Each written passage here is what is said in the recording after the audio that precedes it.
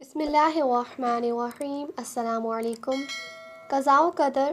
Medical کے کچھ student college کے باہر خوشگپیوں میں مصروف تھے کہ اچانک ایک گاڑی بڑی تیزی سے آئی۔ اس نے درمیان میں کھڑے لڑکے کو ٹکر مار دی۔ باقی لڑکے بال بال بچ گئے۔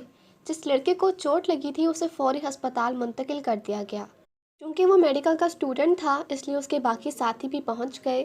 فوری طور پر خون کے نمونے لیے گئے، علاج شروع ہو گیا۔ ایکس رے رپورٹ آ گئی۔ ڈاکٹر نے اس کو بتایا کہ اس کے گردے کو سخت چوٹ لگی ہے، اس میں سے خون رس رہا ہے، اگر فوری نہ نکالا گیا تو موت واقع ہو سکتی ہے۔ میں آپ سے یہ فیصلہ لینے آیا ہوں، وقت کم ہے، آپ کو فوراً فیصلہ کرنا ہوگا۔ اس اسٹوڈنٹ کے پاس موافقت کے سوا کوئی چارہ نہیں تھا۔ فوری طور پر آپریشن ہوا اور گردے کو نکال کر لیبارٹری میں ٹیسٹ کے لیے بھجوا دیا گیا۔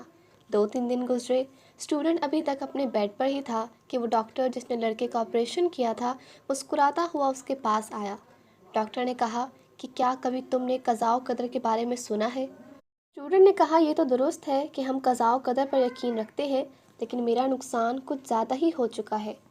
ڈاکٹر کہنے لگا میں نے بھی تمہاری طرح قضاء و قدر کو صرف سن رکھا تھا، مگر جب ہم نے تمہارا معاملہ دیکھا تو مجھے قضاء و قدر پر اور زیادہ یقین ہو گیا ہے۔ پھر اس نے بتایا کہ جب ہم نے تمہارا گردہ نکالا تو لیبارٹری میں اسے ٹیسٹ کے لیے بھجوایا۔ جب اسے ٹیسٹ کیا گیا تو معلوم ہوا کہ گردے میں کینسر کا آغاز ہو چکا ہے۔ میڈیکل میں اس قسم کے کینسر کا علم کافی عرصے بعد ہوتا ہے، اس وقت علاج ناممکن ہوتا ہے اور مریض کی موت واقع ہو جاتی ہے۔ تم بہت خوش قسمت ہو کہ گردے کے کینسر کا بالکل ابتدائی سٹیج پر علم ہو گیا اور تمہیں کینسر زدہ گردے سے نجات مل گئی۔ دیکھو بیٹا، گاڑی نے تمہیں اسی جگہ ٹکر ماری جہاں پر کینسر تھا۔ اللہ تعالیٰ تمہیں دوبارہ زندگی دینا چاہتے تھے۔